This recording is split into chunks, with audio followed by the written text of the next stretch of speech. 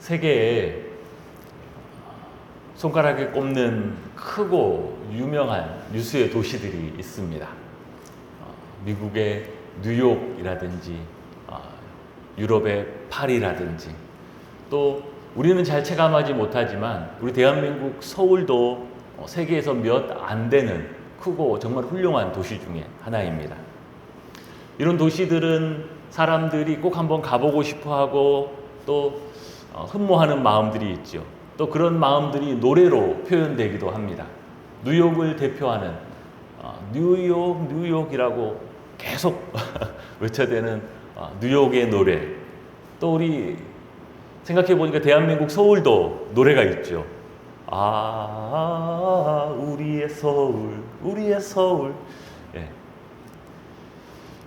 우리가 잘 몰라서 그렇지 웬만한 도시들은 그 도시에 어떤 그런 흠모하는 마음을 담은 노래들이 다 있습니다. 제가 구글에서 예루살렘을 주제로 한 노래를 쳐봤더니 말할 수 없는 리스트들이 쫙 흘러나오더라고요. 역사상 수없이 많은 사람들이 이 예루살렘을 주제로 노래하고 노래를 만들었다는 것을 알 수 있었습니다. 그 중에서도 우리에게 가장 친숙한 노래라고 한다면 예루살렘 예루살렘 그 거룩한 성아 호산나 노래하자 호산나 부르자, 이 노래가 아닌가 싶습니다. 이 찬양을 듣고 있으면 그 거룩한 성 예루살렘을 사모하는 마음, 동경하는 마음이 일어나지요. 그래서 우리 한국 그리스도인들이 그렇게 많이 예루살렘으로 성지 순례를 가고 있지 않습니까? 그런데 우리가 기억해야 할 것은 우리가 그렇게 흠모하고 거룩한 성이라고 알고 있는 그 예루살렘도 처음부터 그런 성은 아니었다는 사실입니다.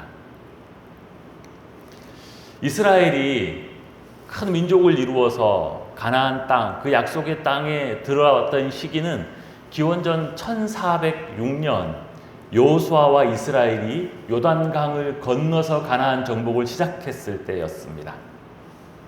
당시 이스라엘과 여호수아가 가나안 땅의 여러 성읍, 거점들을 정복해 나갈 때 예루살렘은 가나안의 7 족속 중에서 여부스 족속들이 오랫동안 살아오던 성읍이었습니다. 이스라엘은 아주 오래도록 이 여부스인들의 성읍을 정복하지 못했는데 그 이유가 이 여부스인의 성읍이 주변에 계곡으로 둘러있고 또 성읍은 산 위에 있는 천연의 요새였기 때문이었습니다. 그런데 이 이방 여부스 족속이 계속 그곳을 차지하고 살다가 여호수아의 가나안 정복 400년이나 지난 이후 기원전 1003년이 되어서야 다윗이 이스라엘의 왕이 되고서야 그 성을 점령하고 다윗이 그 이름을 자기 이름으로 다윗성이라고 부르는데, 그때부터 우리가 알고 있는 이 예루살렘의 역사가 시작된다고 할 수 있습니다. 우리 예루살렘의 모양을 한번 보여주시기 바랍니다. 네, 이 모습이 예수님 당시 1세기의 예루살렘의 모양인데요. 이 모형은 초기 예루살렘이 1000년을 넘는 시간을 지나는 동안 계속해서 주변으로 확장하고 확장되어서 이루어진 모습입니다. 오른쪽에 여러분 보시기에 파란 형광펜으로 표시된 지역, 그 지역이 다윗과 솔로몬 시대의 예루살렘이었습니다. 다음 사진을 한번. 네. 그래서 다윗이 정복했고 그 아들 솔로몬이 이어받아서 성전을 건축했을 때 예루살렘의 모습은 이 모습, 우리가 알고 있는 전체 모습보다 훨씬 더 일부분 제한적이지요.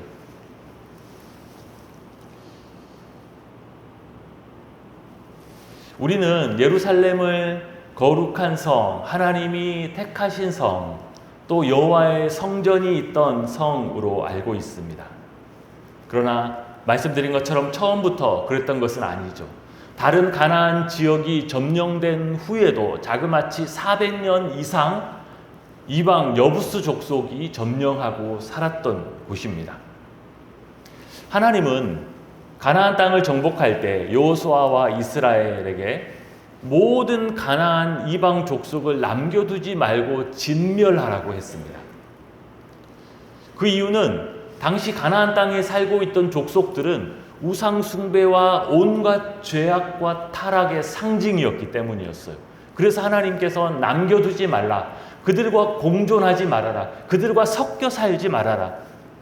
그 뜻은 오늘날 우리에게 적용해 보자면 하나님을 섬기고 믿음으로 살아가는 우리들이 세상의 죄악과 우상 숭배와 섞여 살지 말아라. 그것들을 제하라 라는 의미가 있지요. 하나님이 이스라엘이 그들을 진멸하고 그들과 공존하기를 원치 않으셨던 것은 당신의 백성 이스라엘이 가나안의 우상 숭배와 죄악과 어울리고 그들의 것을 따라하기를 원치 않으셨기 때문이었습니다. 그런데 그 우상 숭배와 죄악의 상징이었던 또 그 중에 하나였던 여부스 족속이 다른 어떤 곳보다 더 오랫동안 차지하고 살았던 곳이 이 예루살렘이었습니다. 그러니 굳이 말로 해보자면 다른 어떤 곳보다 오랫동안 그 속에서 우상 숭배가 행해졌던 곳이고 하나님이 미워하시는 죄악과 타락이 가장 오랫동안 이방인들에 의해서 자행되던 그 성읍, 그곳이 예루살렘이었습니다. 그러면 그렇게 오랫동안 이방 죄인들에 의해서 죄악의 성읍으로 있었던 예루살렘이 어떻게 지금 우리가 알고 있는 그런 하나님이 택하신 복된 거룩한 성읍이 되었는가? 다윗이 정복한 이후에 그 예루살렘이 변화를 시작하게 되었는데요. 그것은 오늘 우리가 읽은 본문 다윗이 여호와의 법궤를 예루살렘으로 모셔온 사건 때문이었습니다. 오늘 본문 14절과 15절은 당시 다윗과 백성들의 반응, 즉 여호와의 법궤를 예루살렘으로 모셔 올릴 때 반응이 묘사되어 있는데요. 우리 함께 한번 14절, 15절 읽어보겠습니다. 시작. 다윗이 여호와 앞에서 힘을 다하여 춤을 추는데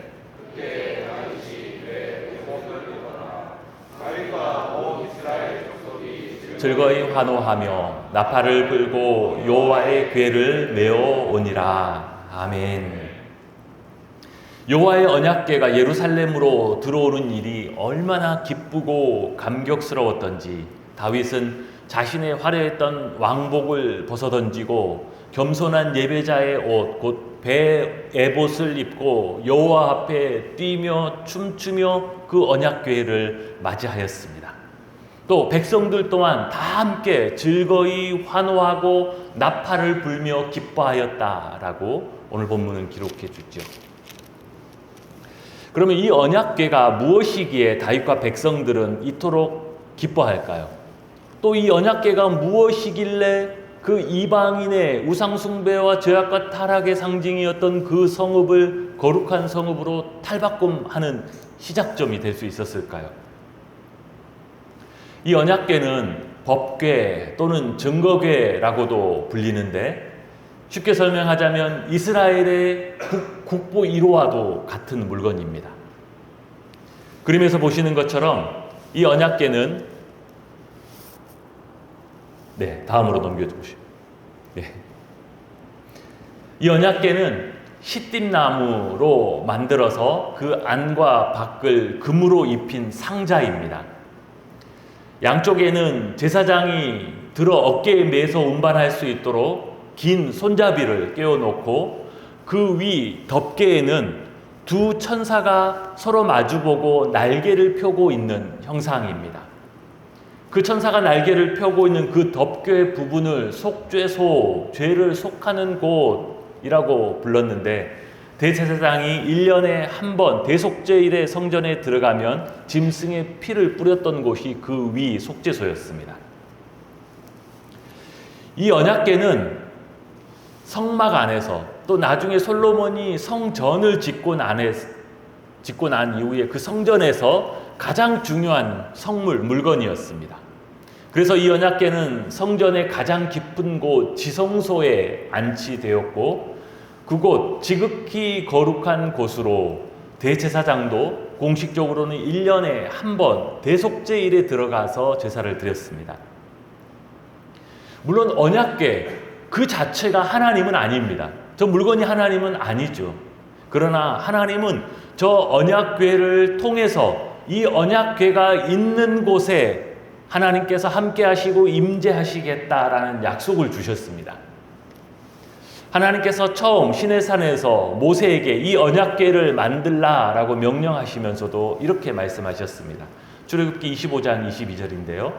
거기서 내가 너와 만나고 속죄소 위 곧 증거궤 위에 있는 두 그룹 사이에서 내가 이스라엘 자손을 위하여 내게 명령할 모든 일을 내게 이르리라.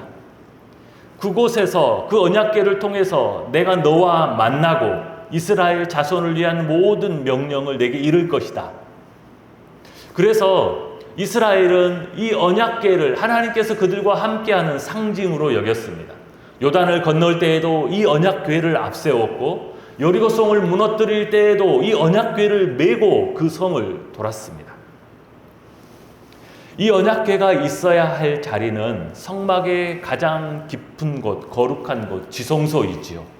그런데 오늘 우리가 함께 읽은 본문에 보면 이 언약궤가 성막의 지성소에서 출발해서 예루살렘으로 온 것이 아닙니다. 출발점이 지성소가 아니었을 뿐만 아니라 옮기는 과정에서도 대단히 조심스러워하는 것을 우리가 발견할 수 있는데요. 그러면 왜 이 언약궤가 지성소에서부터 출발해서 예루살렘으로 오지 않았는가? 엘리 제사장 때에 이스라엘은 하나님을 제대로 섬기지도 않으면서 성막에 있는 지성소에 있는 언약궤만 메고 나가면 전쟁에 이길 수 있을 것이다 라는 일종의 신앙적인 오해를 한 것이죠. 그래서 블레셋과의 전쟁에 그들의 마음은 하나님께로 돌이키지 않으면서 이 언약궤만 메고 나가면서 이제 우리가 이긴 거나 진배 없다라고 얘기했습니다. 하나님은 그들을 패하게 하셨습니다. 왜냐하면 그런 잘못된 믿음으로 나아가서 이기게 된다면 그들의 잘못된 믿음을 더 옹호해주는 결과를 낳을 것이기 때문이죠. 이스라엘은 패하였고 그 언약궤는 블레셋에게 빼앗겼습니다. 블레셋은 자기들이 이스라엘을 이기고 이스라엘의 신 여호와를 이겼다라는 자신만만함으로 그 법궤를 지고 가서 그 법궤를 수레에 싣고 가서 자기들의 신 다곤의 신전에 발 아래 두었습니다. 그때부터 그 언약궤로 말미암아 블레셋 온 지경의 재앙이 시작되었고, 그 재앙을 도저히 감당할 수 없었던 블레셋은 결국 그 법궤를 우여곡절 끝에 기럇 여아림 아비나답의 집으로 돌려보냅니다. 다윗은 처음에 이 기럇 여아림 아비나답의 집에서 오랫동안 머물고 있었던 그 언약궤를 자신이 점령한 여부스 성읍, 이제 예루살렘으로 그 법궤를 옮기려고 처음 시도했었습니다. 그러나 언약궤는 옮길 때 반드시 레위 제사장들이 그 어깨에 메어서만 운반할 수 있습니다. 그것이 율법이었어요. 그런데 다윗은 그런 율법에 대해서 알지 못했고, 다만 이전에 이방인 블레셋이 그 법궤를 어떻게 옮겼는지만 알고 있었습니다. 블레셋 이방인들은 그 법궤를 수레에 실어서 옮겼어요. 그래서 그도 똑같이 수레에 실어서 법궤를 예루살렘으로 옮기려고 시도했다가 중간에 웃사가 죽는 일이 발생하죠. 그것 때문에 다윗은 두려움과 당황 속에서 그 언약궤를 급하게 그 노상에서 가드 사람 오벳 에돔의 집에 모시게 합니다. 그리고 3개월이 지나죠. 그 3개월 동안 다윗이 고민을 했겠죠. 왜 이런 일이 발생하였는가? 어떤 일 때문인가? 그런데 그 3개월이 지난 후에 다윗에게 들린 말이 오늘 12절입니다. 어떤 사람이 다윗 왕에게 아뢰어 이르되 여호와께서 여호와의 궤로 말미암아 오베데돔의 집과 그의 모든 소유에 복을 주셨다 한지라. 다윗이 가서 하나님의 궤를 기쁨으로 메고 오베데돔의 집에서 다윗 성으로 올라갈세. 이전과 달라진 것이 있습니다.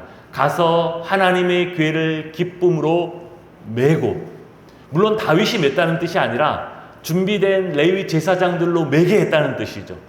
이전에 율법을 모르고 잘못된 방식으로 법궤를 운반하려고 했던 것을 깨닫고 이제는 기쁨으로 어깨에 메어서 그 궤를 다윗 성으로 올리고자 합니다. 다윗은 한 번의 실패 이후에 하나님의 율법의 말씀에 따라 레위 제사장을 선별하고 그들을 성결케 하는 과정을 거친 후에 언약궤를 율법대로 어깨에 메어 옮깁니다. 지난번에 옮기는 방법에 문제가 있어서 사람이 죽는 일이 있었습니다. 이번에도 혹시나 하는 두려움과 염려 때문에 다윗은 그 궤를 조심스럽게 그 레위 제사장들이 메게 하고, 그럼에도 불구하고 이 여호와의 언약궤를 다윗성 예루살렘으로 모셔가는 것을 허락하실 것인지, 즉 하나님께서 우리와 함께 동행하셔서 예루살렘으로 향하실 것인지, 아니면 우리가 여전히 혹시 아직 깨닫지 못하는 율법에 대한 무지와 또는 하나님의 진노로 이전에 웃사가 죽었던 것 같은 또 다른 화를 당할 것인지, 그들은 그 언약궤를 쥐고 너무나 두렵고 떨리는 마음으로 한 발자국 한 발자국을 내딛습니다. 오늘 13절에 보면 이렇습니다. 여호와의 궤를 맨 사람들이 6걸음을 가매 다윗이 소와 살진 송아지로 제사를 드리고, 그들은 그 두렵고 떨림 가운데 조심스럽게 한 발자국 한 발자국, 그렇게 6발자국을 옮기고 나서야 하나님께서 이 일을 우리 가운데 허락하셨다라고 확신하고 그 자리에서 하나님께 소와 송아지로 제사를, 감사의 제사를 드리게 됩니다. 왜 6발자국이었던가 자세한 설명은 있지 않지만 추측해 보건대 아마도 이스라엘이 완전수로 여기는 7에서 그 마지막 발자국, 창조의 7일에서도 마지막 7일째는 안식일이 아닙니까? 그래서 그 마지막 7번째 발자국을 예루살렘에서의 이 법궤의 안치와 안식으로 보고 그 전까지 6발자국을 그들이 생각하기에 오베데돔의 집에서 예루살렘에 이르는 여정으로 생각했던 것 같습니다. 그래서 6발자국을 듣고 나서야, 그때까지 아무 일이 없음을 보고서야 하나님께서 이 일을 우리에게 허락하셨구나, 하나님께서 우리와 함께 예루살렘으로 올라가시는구나 라는 확신을 가졌던 것 같습니다. 이렇게 다윗이 하나님의 함께 하심을 상징하는 이 언약궤를 예루살렘으로 모셔 올리는 이 사건을 통해서 이제 예루살렘은 그동안 우상 숭배와 죄악의 성읍, 부정한 이방인의 성읍이었던 그곳이 거룩한 성읍, 하나님의 임재가 있는 성읍으로 탈바꿈하게 됩니다. 이제는 우리도 그렇게 변화된 예루살렘을 기억하고 있는 것이죠. 예루살렘, 예루살렘 그렇게 노래할 때마다 그곳에 함께 하신 하나님의 임재와 은혜를 기억하면서 감격하고 있는 것이지요. 그런데 여기에서 우리가 반드시 기억하고 잊지 말아야 할 중요한 영적인 원리가 있습니다. 그러면 하나님은 그 여부스인의 성읍, 나중에 예루살렘으로 불리는 그 성읍이 다른 어떤 성읍들보다 그래도 조금 더 거룩하고 뭔가 선한 구석이 있어서, 그래서 하나님께서 이스라엘 안에 있는 웬만한 다른 성읍보다는 그곳을 택하셔서 그리 가신 것일까요? 하나님은 역시 수많은 성읍들 중에서 그래도 조금 더 낫고 조금 더 거룩하고 조금 더 그럴 만한 가능성이 있는 성읍을 알아보신 걸까요? 아니면 예루살렘도 세상 여느 성읍처럼, 아니 세상 여느 성읍보다 더 죄악이 많고 부정한 성읍이었음에도 불구하고 하나님의 언약궤가 그곳에 모셔짐으로, 하나님께서 그곳에 임재하심으로 그 하나님 때문에 거룩한 성읍이 된 것일까요? 거룩한 것은 그 성읍인가요? 아니면 그곳에 계시는 하나님인가요? 우리의 인생도 마찬가지입니다. 우리의 구원도 같은 원리이지요. 여부스 성읍 같은 우리 역시 이 세상과 아무런 다를 바가 없었고, 심지어 죄악이 더 많은 인생이기도 했지만 이제는 성도가 되었습니다. 이제는 그분의 거룩한 백성이 되었어요. 그래도 내가 뭔가 달랐기 때문에 그런 걸까요? 그래도 내가 다른 사람들보다 뭔가 조금 나은 구석이 있었는데 하나님이 그것을 딱 알아보시고 그 중에서 가장 괜찮은 나를 택하여 불러주신 건가요? 아니면 그냥 아무런 값 없이, 갑지불 없이 하나님께서 은혜로 우리를 택하시고 우리에게 오셔서 함께 계신 건가요? 아직도 적지 않은 사람들이 오해를 합니다. 내가 얼마나 더 노력해서 죄를 씻고 선을 행해야 내 안에 그 거룩하신 그 영광의 하나님을 모실 수 있을까? 여러분, 여부스인의 성읍, 그 이방 성읍이 얼마나 정결해야 하나님을 그 안에 모실 수 있을까요? 불가능합니다. 그 어떤 성읍도 하나님을 모실 만큼 거룩하고 정결할 수는 없어요. 법궤가 들어감으로 하나님이 그 안에 임재하심으로 그 거룩이 시작되는 것입니다.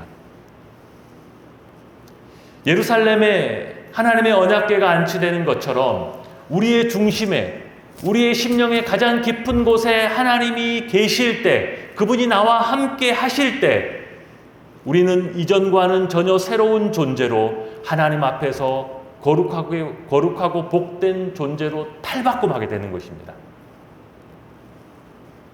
그러면 나는 뭘 해야 하나요? 어떻게 하면 되나요? 이미 일은 시작되었습니다. 아니, 하나님이 이미 다 하셨습니다. 그래서 사도 바울은 이렇게 말합니다. 로마서 5장 8절이죠. 우리가 아직 죄인 되었을 때에 그리스도께서 우리를 위하여 죽으심으로 하나님께서 우리에 대한 자기의 사랑을 확증하셨느니라. 우리가 하나님도 알지 못하고 무엇을 구해야 할지 심지어 깨닫지도 못하고 있던 그때에 하나님께서는 그리스도를 우리를 위하여 내어주시고 십자가에 죽게 하심으로 모든 것들을 이루시고 우리를 향한 당신의 사랑이 어떤 것인지를 확증하여 보여주셨습니다. 다 끝났어요. 여러분은 그 소식을, 모든 일이 다 끝나고 완료되고 하나님께서 모든 일을 마무리 지은 이후에야 그 소식을 듣게 되었습니다. 하나님은 먼저 우리에게 찾아오셔서 우리가 아직도 하나님 없이 죄 중에 있을 때 그 아들의 피로 우리를 대속하시고 화목제물 삼으셨다고 그 소식을 듣게 하셨습니다. 그 소식을 듣고 그 소식을 자기의 이야기로 받아들이는 자들, 그것을 믿는 자들에게 성령을 주심으로 하나님은 그들을 하나님의 자녀가 되게 하셨습니다. 즉 우리는 이미 하나님의 거룩한 백성이 다 된 그 이후에 하나님의 성령이 이미 우리 가운데 오셔서 우리와 함께 하시는 중에 오늘 이 소식을, 이 말씀을 듣고 있는 것입니다. 내가 무엇을 해야 그 하나님을 모실 수 있을까요? 이미 하나님께서 우리와 함께 하고 계십니다. 그래서 사도 바울은 또한 우리에게 고린도전서 6장 19절에 이렇게 가르칩니다. 너희 몸은 너희가 하나님께로부터 받은 바 너희 가운데 계신 성령의 전인 줄을 알지 못하느냐. 우리는 우리 자신을 돌아보고 때로는 하나님께서 우리가 감당할 수 없는 이 큰 은혜를 주신 것을 어떻게든 이해해 보려고 시작하면서 그 큰 은혜와 구원의 근거를 내 안에서 찾아보려는 시도를 할 때가 있습니다. 그러면 이렇게 말하게 되죠. 하나님, 제가 무슨 성전입니까? 제가 무슨 거룩한 하나님의 성령을 모실 만한 사람입니까? 저 이전하고 달라진 것 하나도 없습니다. 저 사는 거 지금 저 세상 사람들하고 똑같습니다. 때로는 그래도 뭔가 달라야지 하고 노력도 안 해본 것은 아닌데 아무리 애쓰고 노력을 해도 결국은 다를 바가 하나도 없다는 것 때문에 마음만 더 힘들었습니다. 이제는 내가 뭔가 다른 척하거나 더 의로운 척하는 것이 위선이라는 것을 깨달았습니다. 그것은 위에 한꺼풀 포장지에 불과할 뿐 그 속에 있는 나 자신의 모습은 이전이나 또 지금도 세상에 있는 저 사람들이나 하나도 다르지 않다라는 것입니다. 그렇습니다. 어떤 면에서 보자면 아주 정직한 성찰이자 고민이라고도 할 수 있습니다. 여러분, 우리의 믿음은 예수 믿고 내가 더 유능해졌다든지 선한 것을 좋아하고 의로워졌다든지 하는 것이 아닙니다. 우리의 믿음은 하나님이 나를 사랑하시고 그 아들의 피로 십자가로 나를 구원하셨고 이제 내가 그 하나님의 자녀가 되었다는 것입니다. 그리고 그 하나님은 내 아버지가 되셔서 영원토록 나와 함께 계시다는 것, 우리의 믿음은 그것을 믿는 것입니다. 무엇이 중요합니까? 나의 의와 나의 자랑인가요? 아니면 나를 붙들고 계신 내 안에 계신 하나님이신가요? 여러분, 무엇을 믿고 계신 건가요? 여러분의 선함과 의와 무언가 달라진 더 나은 여러분을 믿으려고 하십니까? 아니면 여러분 안에 약속하시고 구원하시고 함께 계신 그 하나님을 붙들고 믿으려고 하십니까? 여러분, 구중궁궐도 거기에 왕이 없으면 아무것도 아닌 것입니다. 그냥 집이에요. 그러나 아무리 허름한 초가 삼간도 왕이 들어와 그곳에 앉으면 그곳이 왕궁입니다. 여러분, 우리의 인생이 구중궁궐처럼 자랑할 바가 못되고 아무리 초가 삼간 같을지라도 하나님께서 내 안에 들어와 나와 함께 계시면 내가 하나님의 백성이요 내가 하나님의 택하신 자인 것을 믿으시기 바랍니다. 하나님이 당신의 택한 백성들에게 가장 많이 하시는 말씀이 여러분 무슨 말씀이신 줄 압니까? 여러분, 하나님 앞에 어떤 기도 제목을 가지고 간절히 기도하고 하나님 앞에 부르짖을 때 하나님의 응답, 하나님의 말씀을 들을 때 어떤 것들을 가장 많이 들으셨나요? 내가 너와 함께 있다. 하나님은 당신의 택한 백성들에게 이 말을 가장 많이 하십니다. 내가 너와 함께 있다. 여러분은 어떠신지요? 해결할 수 없는 어려움, 조급한 마음으로 염려와 근심으로 간절히 기도하는데 하나님의 응답, 내가 너와 함께 있다. 우리에게뿐만 아니라 성경을 뒤져보니 하나님은 야곱에게도 모세에게도 여호수아에게 기드온에게 사도 바울에게도 하나님은 이 말씀을 하셨습니다. 갈 바를 알지 못해서 절망 속에서 두려움 속에서 사람들의 박해와 비방을 받는 중에도 하나님은 그들에게 오셔서 내가 너와 함께 있다. 내가 너를 떠나지 않을 것이다. 하나님은 그 말씀을 하셨어요. 그러면 그들이 하나님께서 내가 너와 함께 있다라고 말해주신 그 이후에는 그들의 삶에 어려움이 전혀 없었나요? 이제 그 살아계신 하나님의 능력이 그들의 모든 문제들을 한 방에 다 없애주셨나요? 아니요. 그 말씀을 들은 이후에도 그들의 삶에는 고난과 갈등과 두려움과 그들의 가정 안에서 여러 가지 문제들이 계속되었습니다.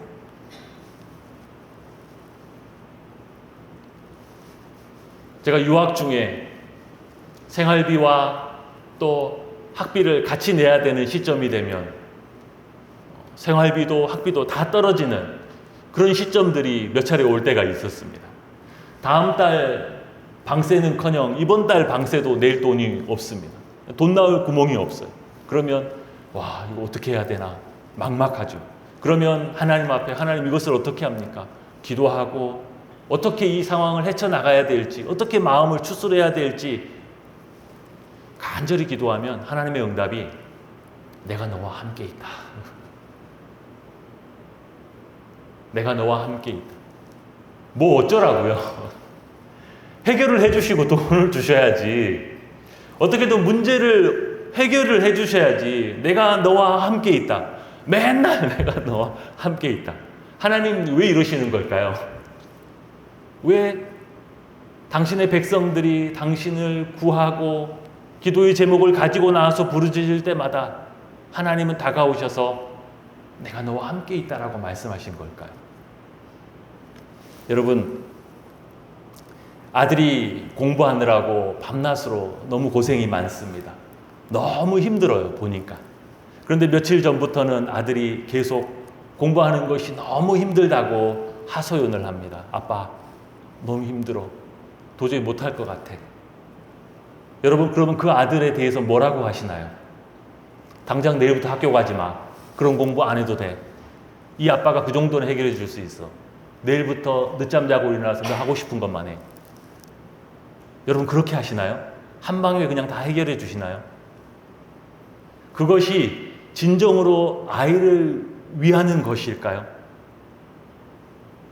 그것이 아니라면 그 사랑하는 아들에게 여러분은 뭘 해줄 수 있나요? 여러분, 그 공부를 여러분이 대신해 줄 수 있나요? 여러분이 그 아이의 인생을 대신 살아줄 수 있나요?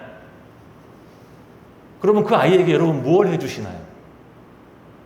너무 힘들다고 아빠 나 어떻게 하고 울고 있는 그 아들. 그래, 그래도 아빠가 함께 있잖아. 아빠가 여기 있잖아. 한번 잘 견뎌보자. 여러분 그렇게 말하지 않겠습니까? 요즘 우리 사회가 이전과 다르게 저성장 시대로 접어들면서 우리의 자녀들이 사회에 나가서 자리 잡기가 갈수록 더 어려워지고 있다라고 합니다.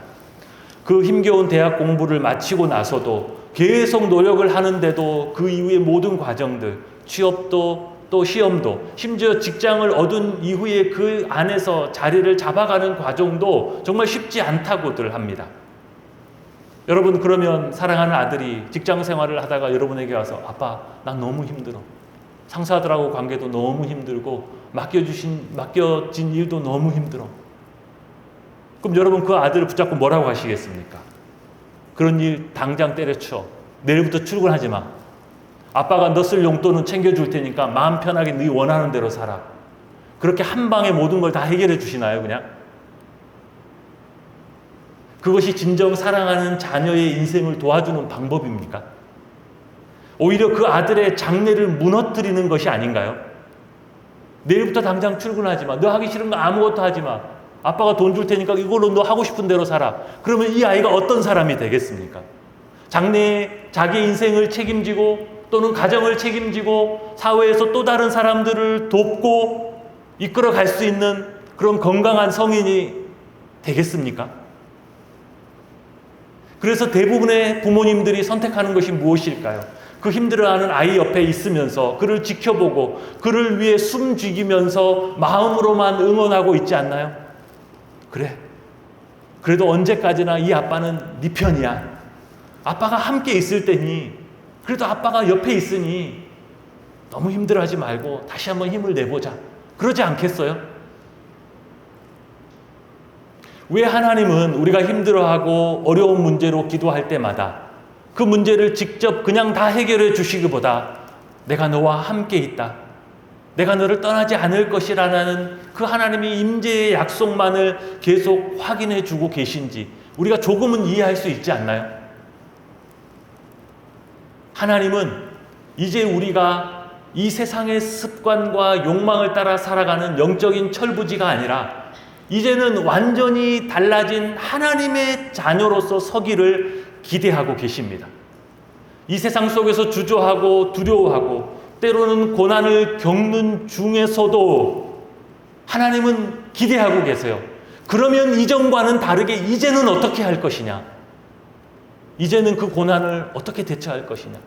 이제는 이 염려와 두려운 상황을 이전과는 다르게 어떻게 대응할 것이냐? 하나님은 하나님의 택하신 자녀에 걸맞게 결심하고 행동하고 그렇게 주님을 닮아가는 그리스도의 장성한 분량에 이르는 그런 하나님의 자녀를 기대하고 계신 것입니다. 주님은 지금도 우리 안에서 내가 너와 함께 있다 말씀하십니다. 우리가 하나님을 찾고 간절히 기도할 때마다 우리에게 오셔서 우리를 안으시고 내가 너와 함께 있다. 저는 우리 개선문 교회를 나가서 효탑 초등학교를 끼고 오른쪽으로 돌면 번번이 하나님이 함께 하시는 하나님의 임재가 느껴질 때가 있습니다. 아마도 그 코너를 딱 돌면서 저쪽에 있는 햇빛이 딱 들어오기 시작하면서 제 마음에 하나님이 나와 함께 계시군요. 주님이시군요. 하나님이시죠. 그렇게 느껴질 때가 있어요. 그러면 하나님이시죠. 하나님이 나와 함께 계시군요. 라고 말씀하시면 하나님의 대답이 있습니다. 그게 뭔지 아십니까? 그래, 나다. 그래, 나다. 내가 너와 함께 있다. 하나님이 내가 너와 함께 있다라는 그 말씀의 의미는 이제 하나님의 아들로 살아라는 뜻입니다. 이전과는 다른 모습으로 살아라는 의미가 있어요. 더 이상 눈치 보지 말라는 것입니다. 두려워하지 말고 하나님을 아버지라 부르며 나아가라는 것입니다. 이제는 저 세상의 아들이 아니라 하나님의 아들로 눈을 들어보라는 것입니다. 여러분, 세상의 눈치를 보면서 두려워하는 그곳에 하나님의 자녀로 서시기 바랍니다. 하나님의 뜻을 알고도 주저하며 염려하는 그 문제 그 한가운데에 하나님의 자녀로서 담대하시기를 축복합니다. 그래서 내가 너와 함께 있다 말씀하시는 하나님께 네, 하나님, 제가 다시 한번 해보겠습니다. 어떤 상황이 되든 하나님이 함께 하시는 하나님의 자녀로 한번 행동해 보겠습니다. 견뎌 보겠습니다. 하나님, 제가 살아보겠습니다. 하나님, 제가 이제는 변화된 마음으로 다시 도전해 보겠습니다. 그렇게 고백하고 하나님의 기대를 따라 하나님의 뜻을 행하는 하나님의 모든 복된 자녀들 되시기를 주님의 이름으로 축복합니다.